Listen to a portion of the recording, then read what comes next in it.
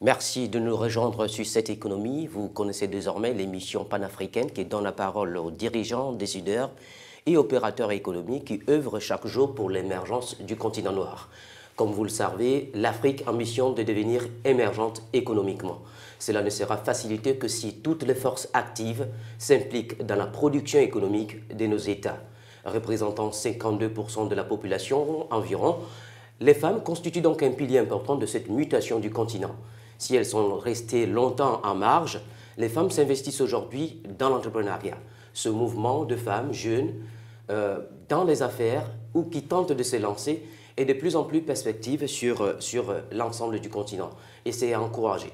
Nos deux invités de ce jour sont le témoignage de cette vaste dynamique d'implication et d'engagement de la gente féminine dans l'entrepreneuriat sur le continent.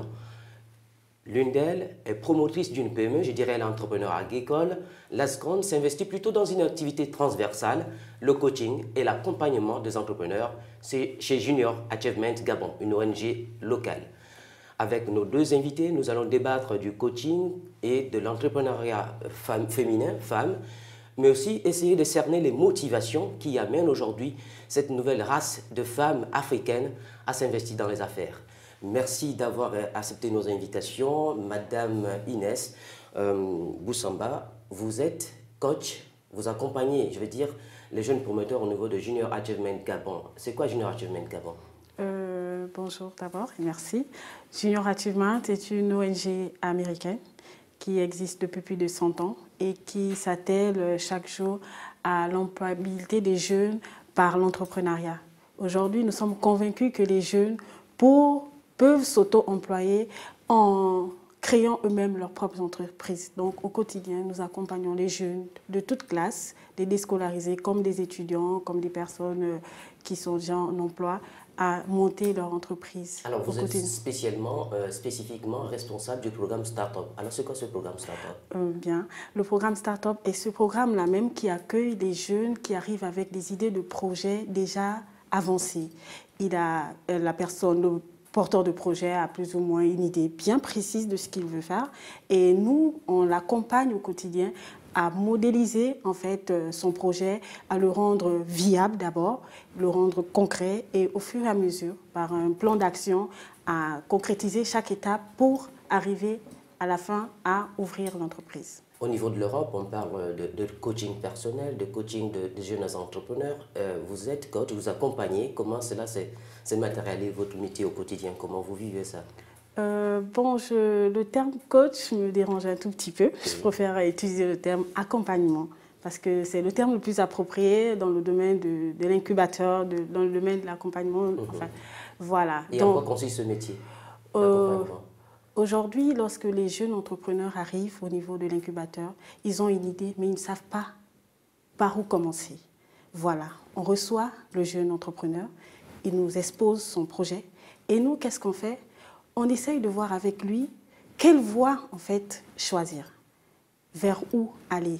Donc, on écoute, on conseille, et on met à disposition les porteurs de projets tout un nombre d'outils, l'appui logistique, l'accompagnement individuel et collectif, renforcement de capacités, parce qu'aujourd'hui, un manager doit avoir plusieurs compétences.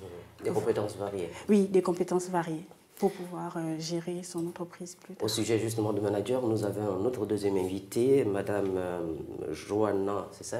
Joanna Boussamba Rivalta. Vous êtes manager, vous êtes passé par l'ONG Junior Achievement, vous êtes lauréate d'un prix. Est-ce que vous pouvez nous dire qu'est-ce que vous avez gagné? Alors, j'ai gagné 30 millions et la deuxième place au concours du Grand Prix de l'Excellence, la première édition en fait. La première édition. Et 30 millions pour financer mon projet d'exploitation de bananes. Comment vous arrivez, avant là, comment vous arrivez dans les affaires? Vous avez une formation de base et comment cela s'est passé pour que vous arriviez à participer à ce concours organisé par Junior Achievement? Eh ben, je suis rentrée au Gabon. Je suis rentrée vivre au Gabon et quelques mois après mon arrivée, En même temps que je faisais mes démarches de recherche d'emploi, j'ai entendu parler du concours et j'ai décidé de me lancer. Et c'est comme ça que je suis rentrée dans le monde de l'entrepreneuriat. Oui, vous avez gagné, vous disiez tout à l'heure, 30 millions. Est-ce que vous avez touché ces millions? Comment ça s'est passé à ce niveau-là? On est dans le processus de décaissement. J'ai déjà eu la possibilité de décaisser un tiers de cette somme. Voilà. Votre entreprise, c'est de produire de la banane. Quand nous préparons cette émission, vous disiez que votre entreprise, c'est de produire de la banane. Comment vous avez venu l'idée justement de vous lancer dans ce domaine alors que vous revenez de l'Europe? Disons que je considère que tout est à faire dans notre pays. Donc, par où on commence? On commence par l'alimentaire. C'est la démarche que j'ai eue. Il y a beaucoup de choses à faire, mais il faut aller au niveau inférieur de la pyramide de Maslow, les besoins vitaux, donc l'alimentaire. Voilà.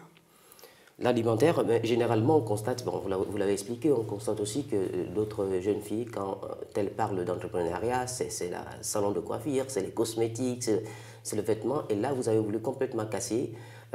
C'est lié à l'observation de l'environnement. Qu'est-ce qui a été la motivation réelle, au-delà du fait qu'il y a la pyramide de Maslow? Déjà, moi, je suis une anticonformiste. Donc, ce que les autres font, je n'aime pas faire. Pour commencer, leur choix, je le comprends parce que lorsqu'on se lance dans l'entrepreneuriat, on a des contraintes qui sont liées par exemple aux revenus, aux moyens qu'on peut injecter dans un futur business. Et on a aussi le fait d'être frileux. Donc lorsque tu arrives au Gabon et que tu vois des jeunes femmes tu as beaucoup d'exemples de jeunes femmes autour de toi qui ont des restaurants, des magasins de vêtements, des salons de coiffure, c'est beaucoup plus facile de se lancer tout simplement par imitation. Mais moi, étant non conformiste, je ne voulais absolument pas faire la même chose que les autres. Il fallait faire quelque chose de différent. De différent. Quelque chose qui choque. Quelque chose qui... ah bon? T'as un master en finance et t'es agricultrice? Oui. J'aime cette réaction-là. Voilà. Donc vous avez une formation initiale de financier, oui. d'entreprise. Oui. Et là, vous pensez que cette formation peut aider à mieux structurer votre management? Comment appréciez-vous ces deux mondes décalés? Oui, oui et non, parce que je dirais, entre la formation qu'on reçoit, c'est de la théorie. Et la pratique est souvent différente. Mais par contre, le fait d'avoir un background en finance me permet de comprendre l'importance des chiffres, l'importance de la comptabilité, l'importance de la création légale, l'importance de beaucoup de choses qui ensuite te permettent de mener à bien ton entreprise. Madame Inès, vous voyez, vous dites que vous recevez de temps en temps des jeunes entrepreneurs qui arrivent avec des idées. Est-ce que c'est toujours dans le quotidien, vous voyez ce décalage des personnes qui ont une formation et qui se lancent dans une autre activité, pas toujours liée directement à la formation de base? Est-ce qu'il y a ce profil-là à Junior Achievement? Oui, il est très fréquent. Vous arrivez, vous trouvez un jeune homme qui a un master en gestion d'entreprise et qui a un projet d'ouvrir une ferme avicole. Vous voyez des jeunes qui sont au lycée, qui se lancent dans la collecte de canettes et la revente au niveau de la zone industrielle de Coq. Bon, en fait, c'est très fréquent, en fait. Très fréquent. Il trouve que, bon, il se sent mieux dans ce domaine malgré sa formation initiale. Et à ce niveau, est-ce qu'il n'y a pas un risque d'échec? Parce que d'après ceux qui font l'entrepreneuriat, il faut faire le métier que l'on connaît le mieux. Est-ce que le faire de... Bon, on comprend un peu que la finance est transversale, mais le fait d'être, par exemple, électromécanicien et de se lancer dans l'agriculture, est-ce qu'il n'y a pas de risque d'échec? Quel est le complément que vous apportez à ce niveau? Déjà, lors des entretiens, lorsqu'on reçoit ces jeunes, on a d'abord le profil de l'entrepreneur en termes de qualification, de diplôme et autres. Et on a un côté où on voit en fait les connaissances et les compétences que la personne a pu acquérir de manière parallèle. Vous voyez par exemple ce jeune, lui, durant son enfance, il a travaillé dans une ferme avicole. Donc vous voyez que ce n'est pas parce qu'il n'a pas été formé dans l'agriculture et autres qu'il n'a pas de connaissances en fait. Donc on dissocie en fait ces deux plans et qu'est-ce qu'on fait après? On renforce en fait les capacités. Ou dans le cas contraire, on les encourage à aller faire des stages dans des entreprises qui font dans ça, qui au quotidien, et il acquiert une certaine compétence technique dans son domaine de projet. Non conformiste, vous vous lancez dans la banane. Est-ce que vous avez étudié les risques? Quelle est votre vision? Sûr. Les risques par rapport à ce projet, par rapport à ce domaine de la production de la banane en Afrique et surtout au Gabon?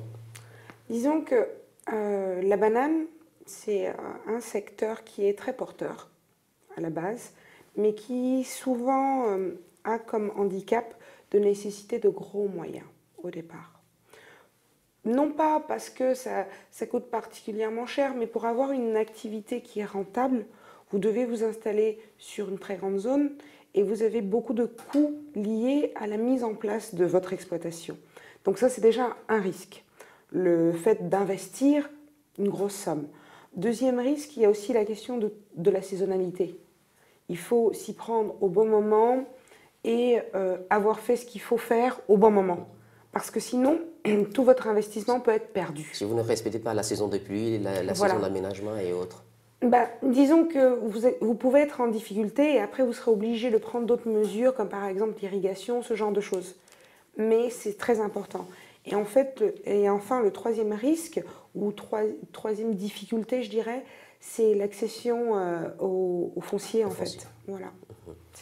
Nous allons voir plus précisément en détail l'idée tout à l'heure, mais on va essayer un peu de planter le décor. On voit deux jeunes femmes africaines sur cette économie. Vous êtes plus ou moins liés au monde des affaires. Est-ce qu'aujourd'hui, c'est une nouvelle tendance, c'est un changement de mentalité de voir aujourd'hui les femmes africaines se dire on va aller faire des affaires?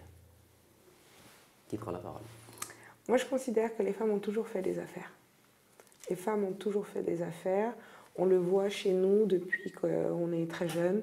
Des mamans qui vendent des gâteaux, des mamans qui vendent des glaces, qui font à manger. Avec certaines, je dirais, certaines variantes entre les populations d'Afrique centrale et les populations d'Afrique de l'Ouest, et en particulier les populations gabonaises. Mais je dirais qu'actuellement, c'est plus la façon de structurer le business qui change en fait. C'est pas forcément qu'on s'intéresse plus au business maintenant, c'est le genre de business, la structure du business, le rôle qu'on a dans une entreprise. Et de manière plus globale, je pense que les Gabonais sont en train de venir à l'entrepreneuriat. On sait justement que les femmes jouent un rôle important au niveau du foyer, au niveau de la production, en temps agricole qui n'est pas toujours chiffré, il n'y a pas de statistiques là-dessus. Mais cette idée d'avoir une PME structurée avec agrément, compte bancaire, c'est quand même une tendance nouvelle aujourd'hui. Oui, on va dire qu'aujourd'hui les femmes se lancent de plus en plus. Elles apportent en fait leur petite touche, leur rigueur en fait dans l'entrepreneuriat. Parce qu'aujourd'hui, être entrepreneur demande beaucoup de rigueur, demande beaucoup de sérieux, demande beaucoup de dévouement. Et on voit qu'on retrouve très souvent ces qualités chez les femmes. Et lorsque les femmes s'y mettent dans l'entrepreneuriat, alors là, comme on dit, elles cassent la baraque. Hein. Et nous avons au quotidien, au niveau de l'incubateur, beaucoup de jeunes femmes comme ça, de jeunes filles qui se lancent dans l'entrepreneuriat, qui nous disent que bon, voilà, moi j'ai fini mes études, mais je trouve que je veux monter ma propre entreprise pour être moi-même manager. Et vous voyez, quoi, elles vont maintenant vers le risque parce qu'aujourd'hui, on sait que lorsqu'on termine les études, on se met à chercher un emploi, on attend ici à gauche, on fait des petits boulots. Mais là, la jeune fille prend le risque. Elle dit, bon, c'est vrai que demain, je peux me marier ou bien j'ai un mari, mais je décide de me lancer dans mes propres affaires, dans mon propre business. Et ça, c'est, comme on dit, c'est vraiment un changement de mentalité qu'on observe maintenant, de nos jours. Un besoin d'autonomie, madame la promotrice? Oui. Autonomie financière? Oui, et je dirais, à mon niveau, c'est plus un besoin d'accomplissement, en fait. C'est pas... Le projet de l'entrepreneuriat, quand on le démarre, on ne regarde pas forcément les aspects financiers. D'abord. Parce que avant de pouvoir retirer les fruits de son dur labeur, il faut quand même pas mal de temps. Mais c'est plus l'accomplissement personnel. Quand on a des strates, des étapes qu'on veut franchir dans sa vie, ça en fait partie, en fait. Créer une entreprise, c'est comme enfanter un enfant. Tout à fait. Oui, on a l'idée qui est d'abord dans la tête. Au fur et à mesure, elle descend, on la conçoit, on la porte. Et on la concrétise au quotidien, on la voit grandir en fait. Et moi, je dirais que c'est ça. Les femmes, c'est 52% de la population, je l'ai dit. Est-ce que vous pensez que c'est aujourd'hui, elles comptent, les femmes africaines, elles comptent dans le futur économique de l'Afrique? Elles comptent parce qu'elles sont importantes. Est-ce qu'elles sont représentées aujourd'hui? Je dirais que non. Mais j'ose espérer qu'avec des initiatives comme celle du Grand Prix de l'Excellence, comme tous les concours qui existent actuellement, et surtout le fait que dans notre pays, on ait la chance d'avoir une égalité homme-femme. Donc face à l'école, face à l'emploi, face au concours, la jeune femme gabonaise ne souffre d'aucun complexe face à un homme. Alors, vous voyez des femmes déferler, vous pensez aujourd'hui que l'entrepreneuriat africain doit aussi se conjuguer au féminin, et quelles sont les dispositions, quelles précautions a pris Junior Achievement pour accompagner quand même cette frange de la population? Bon, est-ce qu'il y a un appel particulier, il y a des cours particuliers que vous donnez aux femmes, il y a des motivations particulières? Comment cela se passe au sein de votre organisation? Bon, on ne va pas dire particulier parce que tout le monde suit les mêmes cours. Peut-être, on va dire, on s'adapte plus ou moins à leur emploi du temps, plus ou moins à leur occupation au quotidien aussi, il faut dire. Qu'on tient compte de ça pour encourager en fait les jeunes filles à entreprendre. Voilà. Madame Boussamba Rivalta, vous êtes aujourd'hui promotrice d'une entreprise et les jeunes entrepreneurs vous regardent, peut-être dans votre environnement familial, peut-être dans votre environnement au niveau du quartier. Est-ce que vous pensez aussi que le fait de vous lancer va servir de modèle à d'autres jeunes africaines pour pouvoir elles aussi s'engager, celles qui hésitent encore, dans le fait d'investir, de créer une entreprise? J'ose espérer, même si ce n'est pas ma prétention, mais j'ose espérer, oui, parce que dans l'entrepreneuriat, en règle générale, dans le monde des affaires, ce qui compte, c'est le courage. Ce qui compte, c'est de se lancer.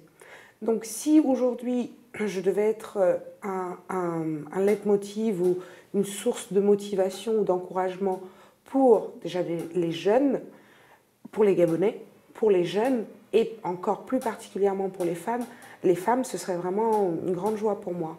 J'ai d'ailleurs, et j'en suis très contente, elle ne m'a pas avoué que c'était suite à moi, mais bon, comme ça arrivait après mon concours, je sais pas, je me dis peut-être que c'est lié à moi. J'ai ma petite cousine qui a ouvert un salon de coiffure.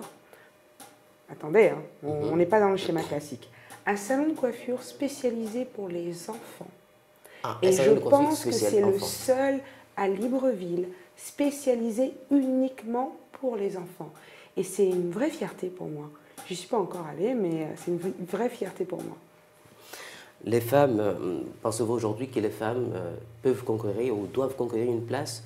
Vous êtes 52% de la population, mais quand on regarde les chefs d'entreprise, ce n'est pas quand même 52%. Donc à ce niveau, le pourcentage est encore faible, je veux dire, des entreprises modernes. À ce niveau, vous pensez que les femmes doivent conquérir ou bien il faut davantage les motiver? Quelle est votre perception au niveau du Junior Achievement? Nous, aujourd'hui, on fait beaucoup plus dans la sensibilisation. Voilà, on sensibilise beaucoup les jeunes et en particulier les femmes à se lancer. Que ce n'est pas parce que vous avez un emploi que vous ne pouvez pas entreprendre. Ce n'est pas parce que vous n'avez pas de l'argent. En fait, que les jeunes ou les femmes ne se mettent pas un frein pour dire parce que je n'ai pas de financement, je ne me lance pas. Donc, on commence petit. Et au niveau de l'incubateur, chaque jour, vous avez des personnes qui viennent qui n'ont même pas un sou, mais qui, au bout de 3, 4, 5 mois, on lève des petits fonds à gauche et à droite et on démarre en fait, ils démarrent en fait l'activité petit à petit. Donc moi, je pense que d'ici 2 ans quand même, Joanna, on aura de plus en plus de femmes chefs d'entreprise. Oui. J'aimerais ajouter une précision. Je pense que la difficulté, parce que je suis en plein dedans, la difficulté pour les femmes à entreprendre, comme je disais tout à l'heure, je pense que le mécanisme de l'entrepreneuriat déjà est difficile pour tout le monde. Avoir une idée, avoir le courage de se lancer, ne pas se laisser décourager sur le chemin, c'est pas facile. Mais ça, c'est une idée générale. Maintenant, en particulier sur les femmes, la problématique est qu'il faut concilier tous les aspects et toute la diversité et la pluralité de la vie d'une femme. Nous allons voir ce point lié spécifiquement aux difficultés des entrepreneurs femmes, nous l'allons aborder tout à l'heure. Mais avant, vous pensez qu'il faut que les femmes aillent dans le monde des affaires, s'investissent, n'aient pas peur. Il y a une place pour tout le monde? Déjà, il y a une place pour tout le monde dans notre pays parce qu'il y a encore beaucoup à faire. Mais surtout, je pense que les femmes doivent aller vers l'entrepreneuriat parce qu'on a des atouts comparés à vous. Déjà... Comparé aux hommes? Oui. Ah, décliner quelques-uns Je pense qu'on a plus les pieds sur terre. On porte plus de responsabilités et on aura par conséquent une certaine rigueur. On aura moins tendance, par exemple, alors bien sûr, toute proportion gardée, on aura moins tendance, par exemple, à aller flamber le chiffre d'affaires ou le bénéfice de l'entreprise. Voilà, c'est des exemples comme ça. Et vu que le processus de prise de décision et d'initiative de je me lance est peut-être plus long à arriver chez une femme, du coup, la décision est peut-être plus mûrement réfléchie et sera donc du coup plus pérenne en fait. C'est mon avis. C'est votre avis. Nous avons fait un tour dans les locaux de Junior Achievement et voir notamment 2 modèles de jeunes femmes africaines, jeunes femmes gabonaises, qui aujourd'hui tentent de se lancer dans les affaires. Pour certains, le palier est franchi. Pour l'autre, c'est l'accompagnement. On suit ces éléments et nous nous retrouvons juste après. Mélangez dans un shaker le talent, la volonté et le raffinement, et vous aurez Eliane, lauréate du Grand Prix de l'Excellence, qui a monté un petit bijou de salon de coiffure qui n'a rien à envier aux jolis salons que vous pouvez trouver à Paris, Londres ou Madrid. Avant, Eliane faisait tout toute seule, des coupes de cheveux à la tenue de sa comptabilité. Mais depuis qu'elle a intégré l'incubateur, elle est coachée par Sandra qui va l'aider à optimiser son potentiel et à développer son entreprise. Afin d'élargir l'activité, il y a un certain nombre de choses qui doivent être faites. Donc, c'est ce qui a été reporté là. 6e recommandation, c'est sur l'aspect marketing. Pour élargir ton activité, il faut te faire plus connaître. Il faut que les gens sachent où tu es situé, il faut que les gens connaissent tes prix, il faut que les gens... Donc, il y a tout plein de petits outils qui sont importants. J'ai eu la chance aujourd'hui d'avoir comme première partie ma référente qui est Sandra. Et je crois qu'ensemble, on pourra mettre les idées et tout. Et ce que j'ai vu, que vraiment, c'est quelqu'un qui a de l'ambition. On a un peu les mêmes rêves, la même vision. Et je pense qu'on ira un peu plus loin. Voilà. Lorsque l'on crée une entreprise et que l'on souhaite lever des fonds ou convaincre son banquier, rédiger un business plan est obligatoire. Bertie, qui développe son projet de boulangerie-pâtisserie, travaille son plan d'affaires avec le très professionnel Pascal. Ensemble, ils vont détailler les bases techniques et financières du projet de Bertie. Donc si jamais sur ces 12,6 millions, vous avez déjà la possibilité d'apporter 4 millions de capital, je ne suis pas inquiet sur le fait que vous puissiez avoir les 8 millions restants en emprunt. C'est tout à fait possible. Et à mon avis, un banquier est tout à fait en mesure de se dire, sur une bonne présentation d'un business plan, est tout à fait en mesure de vous prêter ces 8 millions. J'y crois fortement, parce que le ratio est excellent. Vous apportez 30% de capital, comme vous pouvez le voir.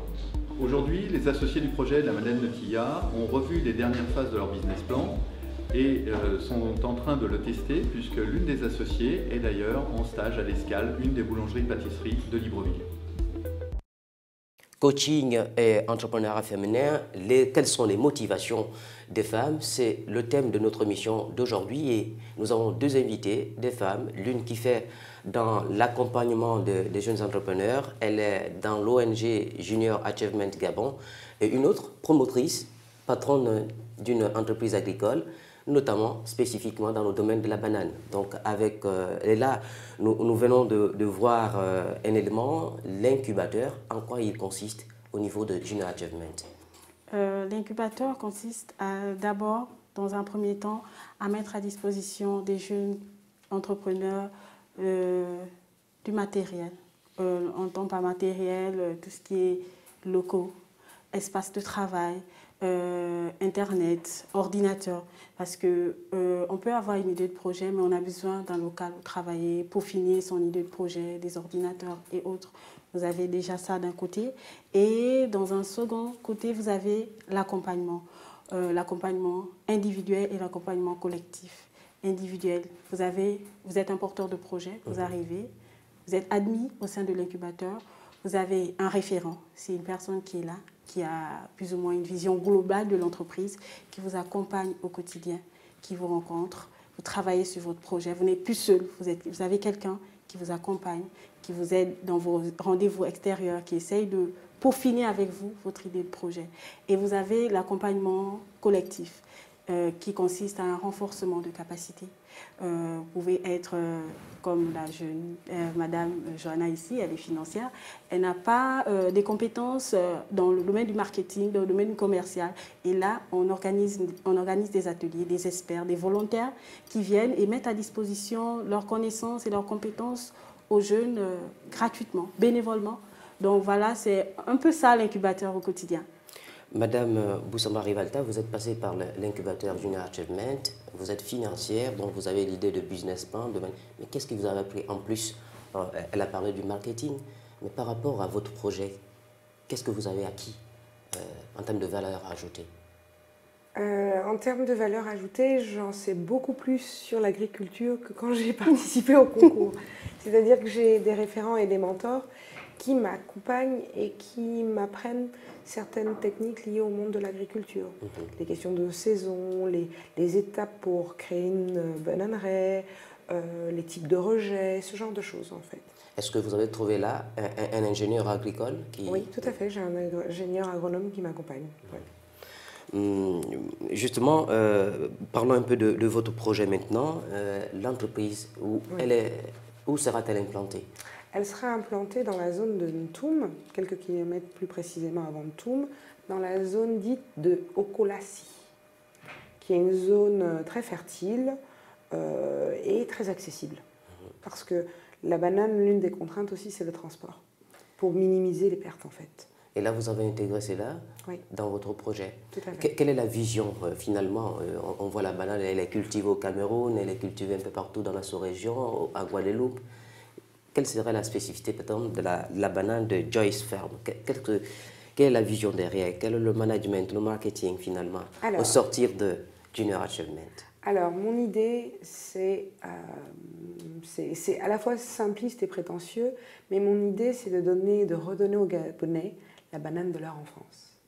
Parce que la banane est quelque chose qui est ancré dans notre société, c'est quelque chose de culturellement très aimé, mais malheureusement, certaines personnes se sont un peu éloignées de la banane, d'autres ne vont la consommer qu'à de rares occasions, quand ils seront sûrs d'avoir celle qu'ils aiment. Et en fait, l'idée, c'est ça. Sans récrimination particulière par rapport à la banane du Cameroun, je trouve que compte tenu du fait qu'elle soit faite d'une manière plus ou moins industrielle et avec, pour recherche, plus particulièrement la rentabilité, le chiffre, l'argent, du coup, parfois elle manque un peu de saveur. Et moi, je veux redonner une banane peut-être moins grosse, mais beaucoup plus goûtue à la population gabonaise. Est-ce qu'on peut avoir une idée de la dimension, parce que vous ambitionnez de planter la banane, une ambition première de votre première plantation 8 hectares. 8 hectares. Ouais.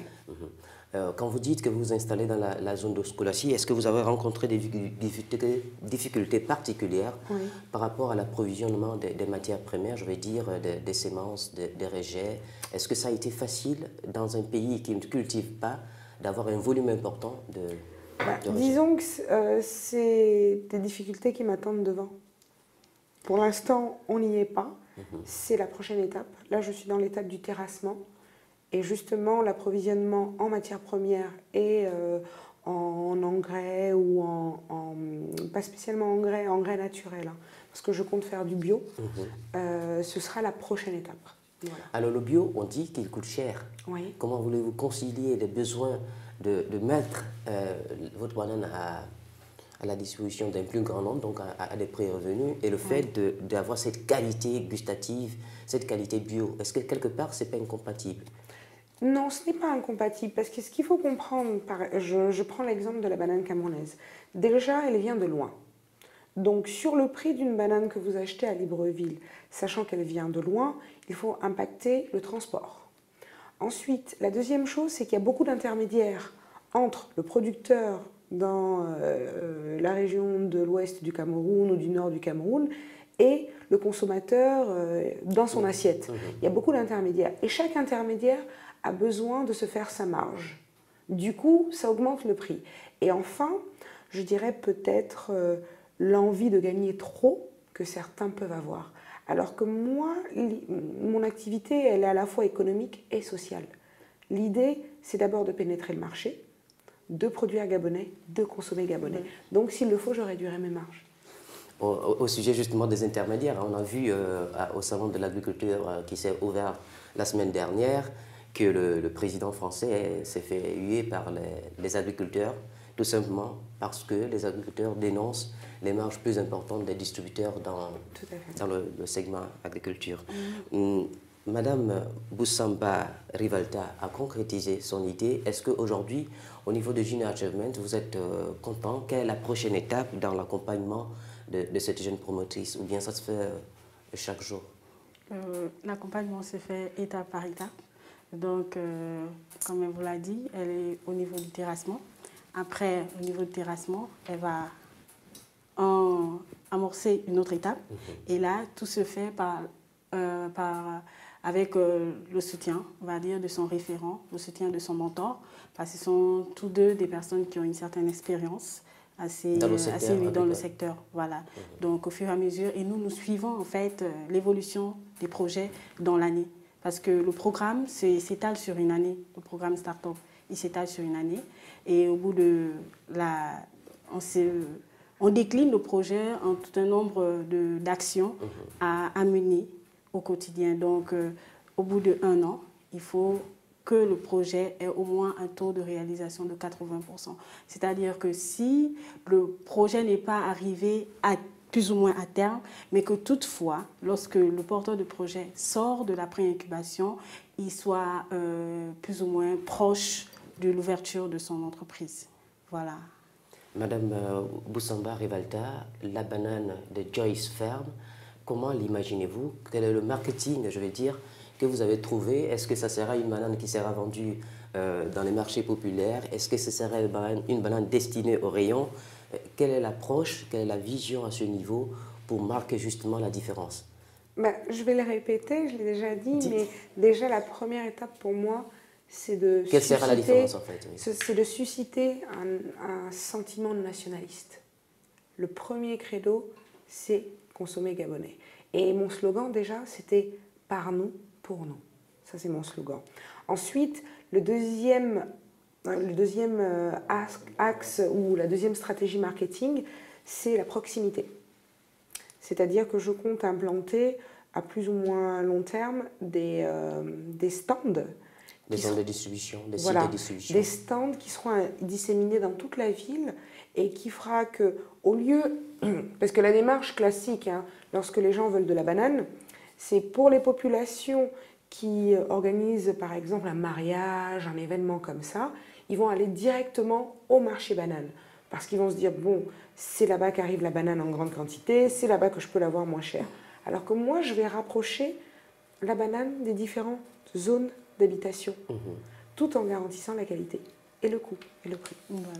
Je voulais rajouter aussi que au quotidien, nous travaillons beaucoup aussi sur l'aspect marketing des projets, en fait, parce que nous voulons que les jeunes porteurs de projets qui passent par l'incubateur sortent avec une politique marketing, une stratégie marketing qui les différencie des autres. Parce qu'aujourd'hui, on sait, elle n'est certainement pas la seule femme qui s'est lancée dans l'agriculture. Mais elle, en créant un concept derrière son projet, derrière sa marque, vous voyez qu'aujourd'hui, ça reste implanté dans la tête des populations que, waouh, voilà, nous avons Joyce Farm, nous avons ceci. Donc, nous travaillons beaucoup sur les aspects marketing, les aspects commerciaux des projets pour que lorsqu'ils sortent, ils ont une certaine visibilité sur le marché.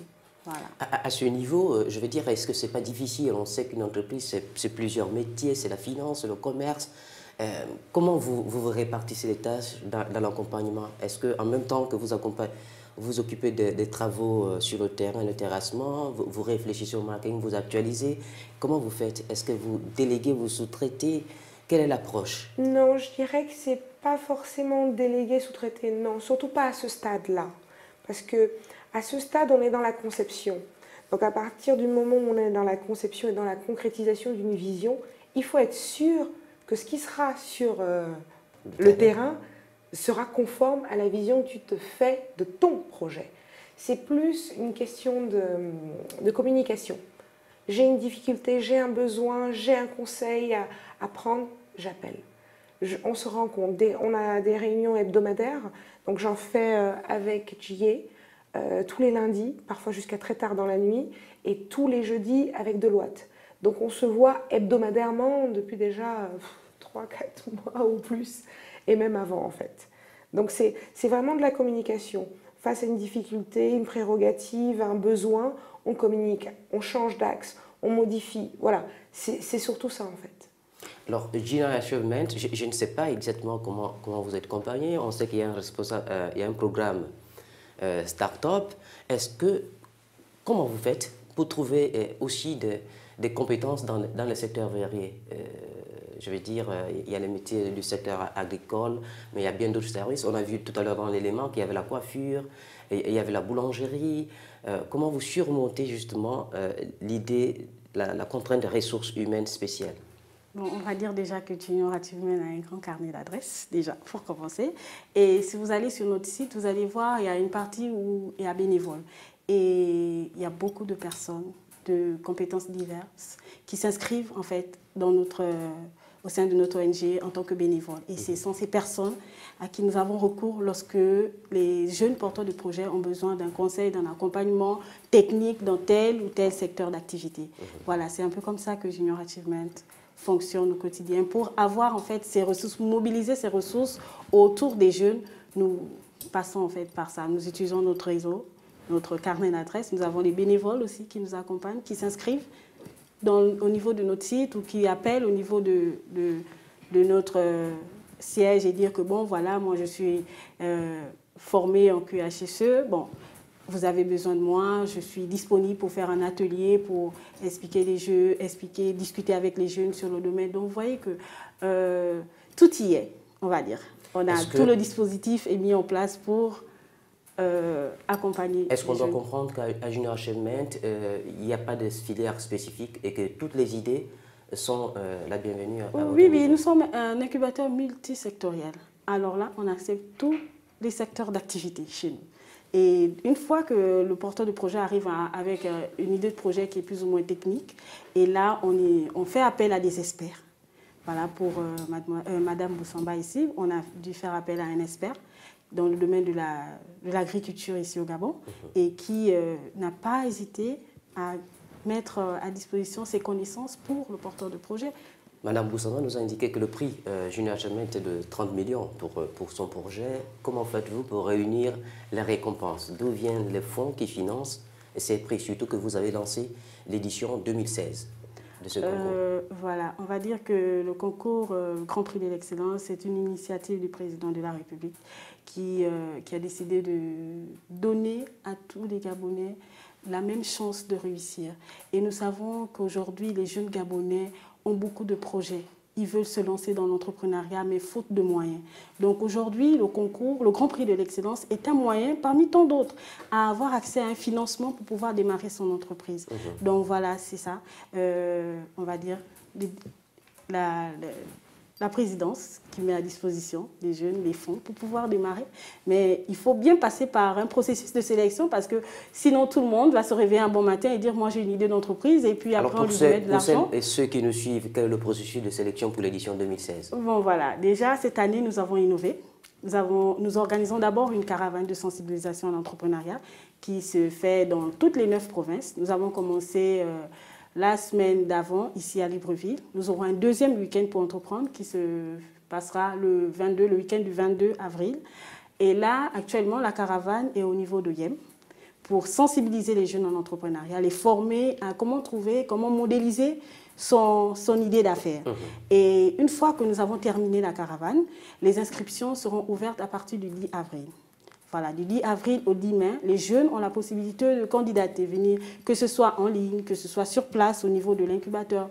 Ils arrivent, ils déposent leur candidature et une fois les candidatures sont closes, à partir du 10 mai, on commence le processus de sélection. Voilà, on sélectionne. Donc en fait, cette année, nous avons 4 étapes. La dernière étape, c'est devant le jury, comme Madame Boussamba le sait très bien. Voilà, devant le jury, vous défendez votre projet à quelques minutes. Voilà. Madame Boussamba, vous avez défendu votre projet, JFM, devant un jury. Comment ça s'est passé? Comment vous vous êtes senti? De la même manière, on défend ce projet, on peut le défendre auprès d'un banquier. Comment ça s'est passé dans votre tête? Qu'est-ce que vous disiez à ce moment-là? C'était très, très, très stressant. Parce qu'en fait, on avait eu une formation pour essayer de nous préparer justement à ce qu'ils ont appelé donc le pitch day. Un pitch, c'est un discours en fait. Et du coup, c'était très stressant parce qu'on avait en face de nous 10 hommes. Malheureusement, il n'y avait pas de femmes dans le jury, c'était 10 hommes. Peut-être que c'était même un avantage. Et une femme a gagné. Peut-être que c'était même un avantage. Mais il y avait donc 10 hommes qui étaient issus du monde des affaires, directeurs de grandes entreprises, responsables administratifs de haut niveau, etc., etc. Donc liés au monde de l'entreprise, ou du moins des personnes avec une certaine compétence, et qui étaient là donc pour nous évaluer. Et ça durait moins de 5 minutes, à peine 5 minutes. 5 minutes pour convaincre. 5 minutes pour convaincre. Et en plus, il fallait, dans le descriptif, dans le discours que tu faisais, d'où l'importance de la formation, il fallait arriver à citer une dizaine, voire douzaine de points importants. Donner le chiffre d'affaires, donner le nom, donner les difficultés. Il y avait toute une liste comme ça d'éléments qui permettent de mieux apprécier le projet. Voilà, qu'il fallait absolument retranscrire en 5 minutes. Et par cœur, patuli, il fallait vraiment le porter. Et ensuite, il y avait des questions. Et là, il fallait convaincre. Alors, qu'est-ce que vous conseillez aujourd'hui aux jeunes qui veulent se lancer, qui veulent convaincre, peut-être pas le jury d'un concours, mais un bailleur de fonds? Qu'est-ce que vous pensez désormais, à partir de cette expérience de Junior Achievement, qu'il faille avoir, qu'il faut le porter dans son cœur, dans sa tête, pour aller convaincre un investisseur? Déjà, je dirais qu'il faut visualiser son projet, y croire, le monter, le préparer. Et se poser, arriver à faire l'avocat et l'avocat du diable. C'est-à-dire? C'est-à-dire s'imaginer comment l'autre réagirait en regardant votre projet. Qu'est-ce qu'il pourrait voir comme faille? Comme vous m'avez posé la question, quel est l'atout de son projet? Qu'est-ce qui fera que ce projet-là puisse passer? Se poser toutes les questions en fait, vraiment avoir vraiment une vision globale du projet.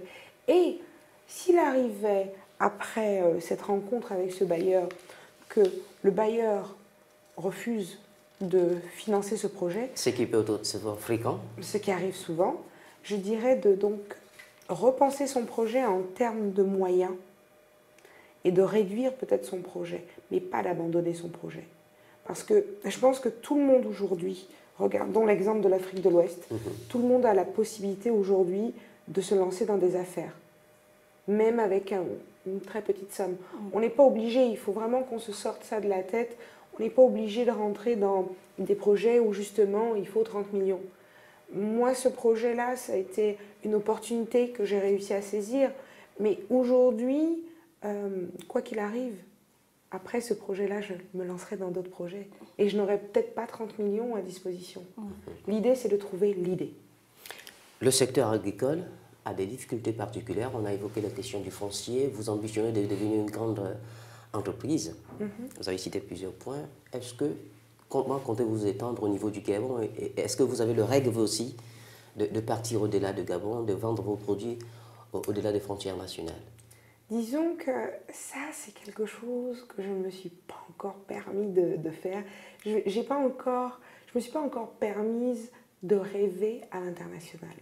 Pour l'instant, toute mon attention, toute mon énergie est focalisée sur le Gabon. Parce qu'encore une fois, il y a tellement à faire.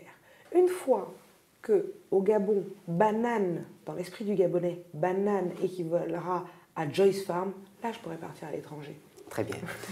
Nous allons aborder la troisième partie de notre émission, consacrée notamment aux spécificités des difficultés que rencontrent les femmes entrepreneurs, les jeunes femmes entrepreneurs au niveau du continent africain. On sait l'accès au financement, l'accès aux ressources, peut-être pourquoi pas, ce qu'on a dit, c'est qu'ailleurs on appelle le harcèlement sexuel, tout ça, tous ces paramètres, comment les jeunes femmes entrepreneurs vivent l'environnement des affaires. Mais avant, nous marquons une pause et nous nous retrouvons juste après.